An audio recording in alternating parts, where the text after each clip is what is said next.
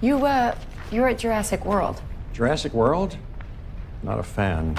Welcome to Watch Mojo. And today we're counting down our picks for the movies whose billion-dollar box office hauls left us scratching our heads. We're not necessarily saying all of these movies are terrible, but we are saying that their limited quality didn't merit such enormous success. Curiouser. Number 10.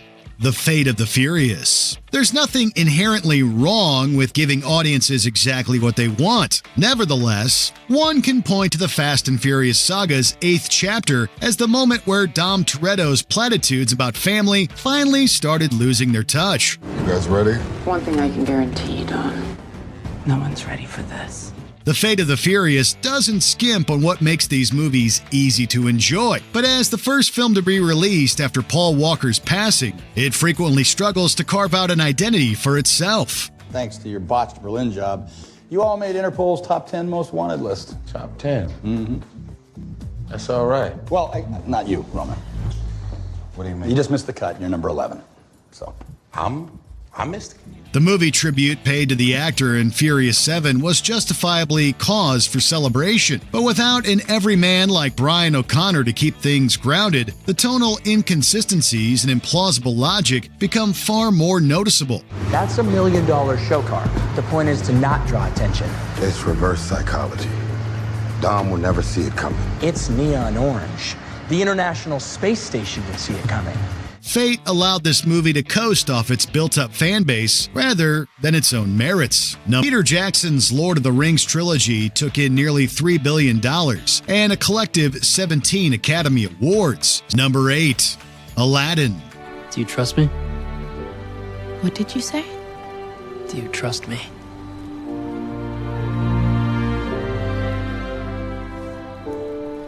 Yes.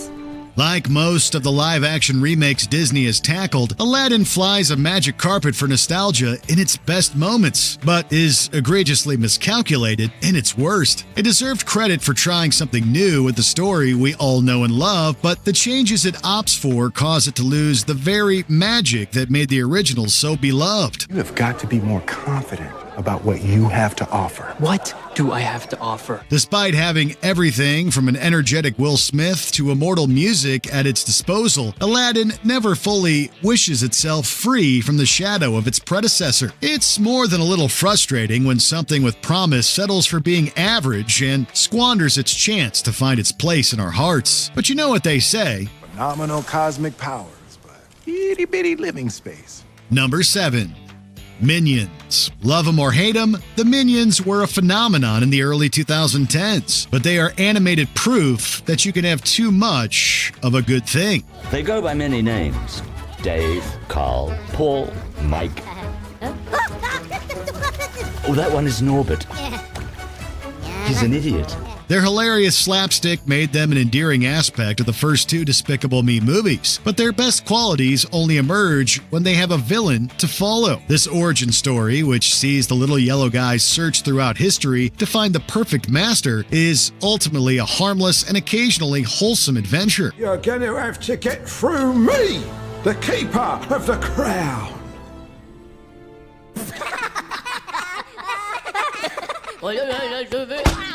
But the comedy isn't as fresh as it once was, with the Minions' indecipherable gibberish quickly wearing thin on even the most patient viewer. But when your target audience is kids and they're paying families, sometimes simplicity is the name of the game. Steal me the crown and all your dreams come true. Respect. Power. Banana. Number 6. The Lion King. What am I gonna do?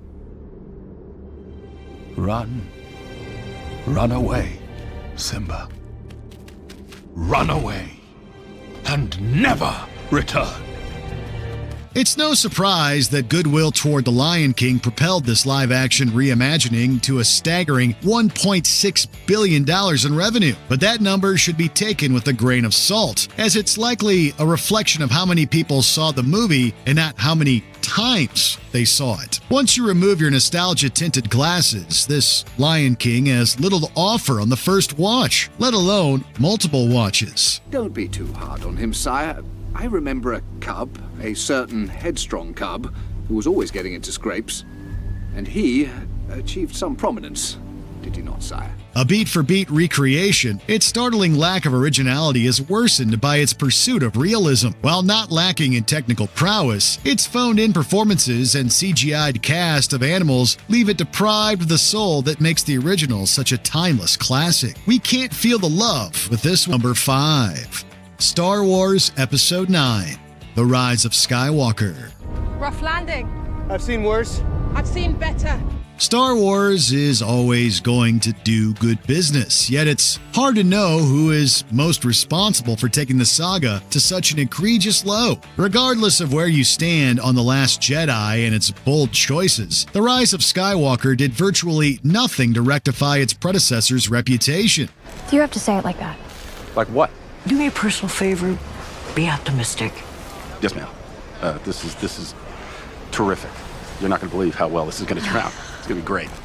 If the question was whether Episode 9 would finish the established story or give in to viewer demands, the answer was a deafening neither. Entire plot threads were wiped off the slate, while characters we were just getting invested in were practically exiled so that the series could pointlessly resurrect its biggest antagonist.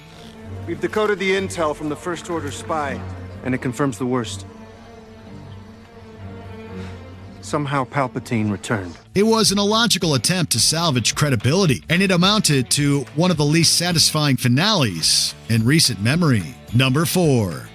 Alice in Wonderland. Look anything like herself. That's because she's the wrong Alice. If she was, she might be. If she isn't, she ain't. But if she was so, she would be. But she isn't, no how. How can I be the wrong Alice when this is my dream? It was the wrong movie at exactly the right time. Alice in Wonderland represented just the kind of mind-expanding 3D adventure people were craving in a post-Avatar landscape. On top of that, it made the idea of re-experiencing a Disney classic in live action a rather fresh concept. Unfortunately, despite turning a huge profit, its biggest selling points turned out to be temporary novelties. Have I gone mad?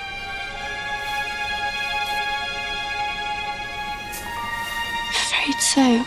You're entirely bonkers. Although the film's visuals were fitting for director Tim Burton, the overindulgence in style left much of the story struggling to keep up. In fact, the movie thoroughly misunderstands Lewis Carroll's original text by casting its eccentric characters aside to make way for an out-of-touch story of wearing factions. Suffice it to say, Disney didn't learn many lessons from this one. All this talk of blood and slaying has put me off my tea. Number 3. Pirates of the Caribbean on Stranger Tides. The lies I told you were not lies. You lied to me by telling me the truth? Yes. That's very good. May I use that? I'm sure you will anyway. Well, of course I will. Considering this was once the most expensive movie ever made, the executives at Disney probably breathed a sigh of relief when it crossed the billion-dollar threshold. And it's a good thing, too, as this unnecessary Pirates of the Caribbean continuation hasn't inspired many rewatches since. On Stranger Tides has an intriguing premise on paper, as Captain Jack Sparrow squaring off against Blackbeard on a hunt for the Fountain of Youth sounds like an adventure for the ages. I heard where you had it. The fountain. Have you been there? Does this face look like it's been to the Fountain of Youth? Depends on the light. But the welcome return of Jack and Hector Barbosa were done dirty by the confusing plot and uninteresting new characters. What should have been a back-to-basics quest is instead padded with poorly written humor, underdeveloped action, and enough superfluous side plots to fill a treasure chest. Jack, I'm starting to think you don't know where you're going. It's not the destination so much as the journey, they say. Number 2. Jurassic World Dominion. I thought you would have chosen a quieter line of work. I tried. My cousin and I opened a cafe and lasted 3 weeks. The way the world is headed, it's hard to look away. To paraphrase Ian Malcolm, the producers of the Jurassic World series were so preoccupied with whether or not they could resurrect this franchise that they didn't stop to think if they should. While not without state-of-the-art CGI, Universal's wild overestimation of the saga's critical capabilities reached a fever pitch with this 6th and sadly not final chapter. See, here's how they get you. They give you so many promotions in a short period of time that it bludgeons your capacity for critical thinking. Oh my God. So then there are doors that you don't open, things that you ignore. But mainly, he's exploiting your enchantment with these. Dominion already does fans a disservice due to the lack of chemistry between its old and new school characters. But in fashioning a plot around a locust plague, it does the unthinkable by making the dinosaurs almost completely irrelevant. Throw in action sequences that really belong in other franchises, and Dominion ironically evolves into one of the power-mad, money-hungry beasts the Spielberg original tried to warn us about. Unforeseen consequences occur. And every time, every single time, we all act surprised. Because deep down, I don't think that any of us actually believe that these dangers are real. Before we continue, be sure to subscribe to our channel and ring the bell to get notified about our latest videos. You have the option to be notified for occasional videos or all of them. If you're on your phone, make sure you go into your settings and switch on notifications. Number 1. Transformers: Age of Extinction. I have sworn to never kill humans. Big mistake. But when I find out who's behind this, he's going to die. In hindsight, nothing was going to stop Michael Bay from finding new ways to enrage Transformers fans as long as his movies kept making money. 2011's Dark of the Moon should have been all the proof we needed that $1 billion could make up for obnoxious characters and incoherent action. And yet, Age of Extinction took the franchise to an all-time low 3 years later. You promised me human intelligence. Or is there such a thing? Quadrupling down on the franchise's biggest flaws, it not only serves up a story more convoluted than the first 3 films combined, but also overhauls its human cast to disastrous effect. The worst part is that Bay lifelessly directs the movie as if box office success is a guarantee and makes all of the wrong choices simply because he can. When I fixed you, it was for a reward. That was it. That was why. For money. And it was me making a mistake.